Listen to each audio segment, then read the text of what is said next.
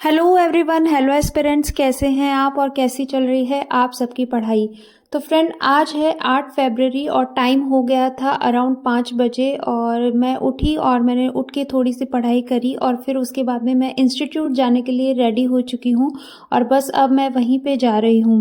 और फ्रेंड्स, ये आधा व्लॉग जो है वो आज का यानी 8 फरवरी का है और आफ्टरनून का जो है वो कल 7 फरवरी का है, जिसमें मैंने अपनी आफ्टरनून की पढ़ाई दिखाई है।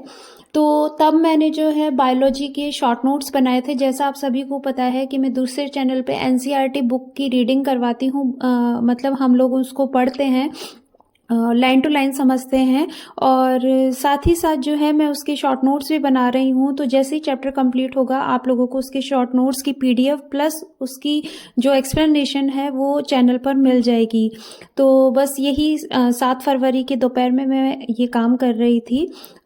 एक फ्रेंड्स मेरे पास जो कमेंट आया था वो ये था कि हमें काफ़ी टाइम हो गया है तैयारी करते हुए, लेकिन कोई भी आउटपुट निकल के आ नहीं रहा है, समझ में नहीं आ रहा कि क्या करें कि क्या नहीं करें।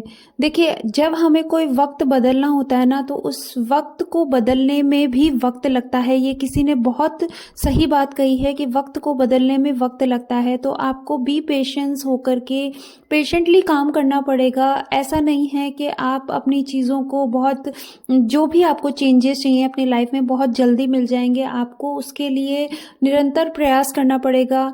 देखिए, अब जब हम कुछ नहीं कर रहे थे, जब आपने सोचा है कुछ करने का, कुछ ठाना है आपने अपने एम या अपने ऑब्जेक्ट की तरफ, जो आप अपना सपना जीना चाहते हैं, उस सपने की तरफ जब आप मुड़े हैं, तो एक बार 2 स्टेप बैक लेकर के ये सोचिएगा कि अगर आप ये सब चीज़ें नहीं कर रहे होते तो आपकी लाइफ कहाँ होती।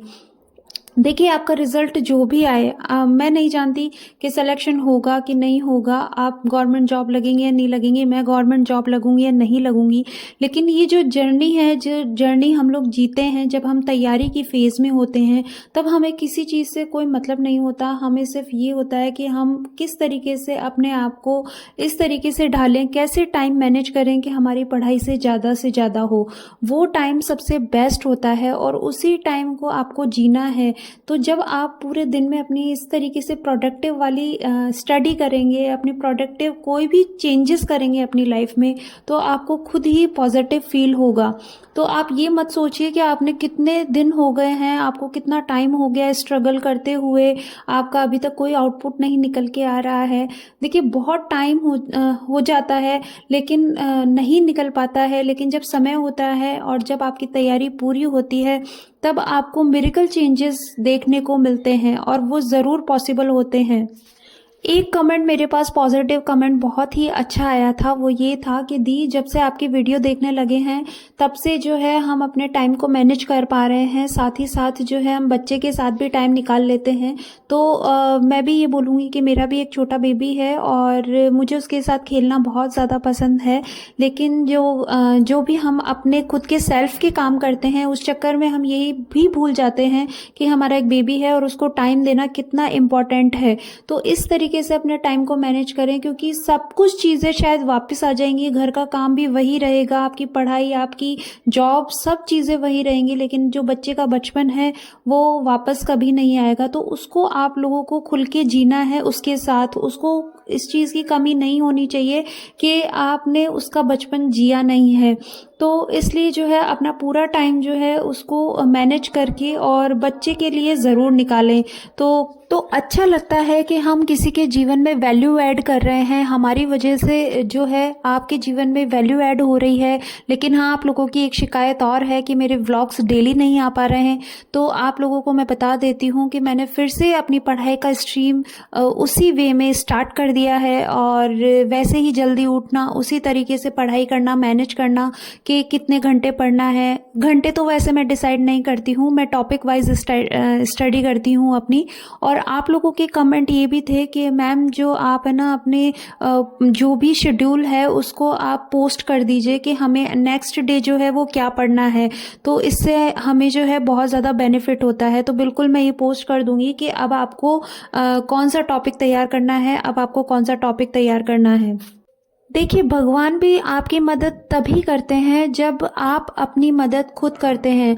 जब आप अपने लिए ऑनेस्ट नहीं हैं, आप अपने लिए चीज़ें नहीं कर पा रहे हैं, आप अपने लिए स्टैंड नहीं ले पा रहे हैं, तो शायद भगवान भी आपके लिए कुछ नहीं कर पाएगा। फिर हम दोष दे देते हैं कि हमारे जीवन में कुछ अच्छा नहीं हो रहा है।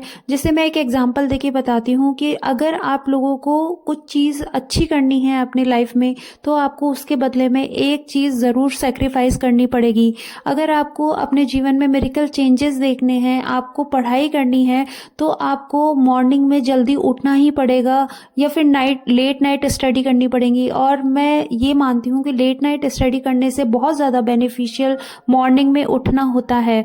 और शायद जो आप बोल रहे हैं कि हमारी नींद पूरी नहीं हो पाती है, तो वो आपकी सक्सेसफुल होने के बाद में जब आप देखेंगे एक बार पीछे मुड़ के कि आपकी नींद पूरी नहीं हुई थी, आप कितने स्ट्रगल कर रहे थे, वो सब चीज़ें आपको फीकी लगेंगी जब आप अपने ऑब्जेक्ट को पा लेंगी, अपने एम को पा लेंगी।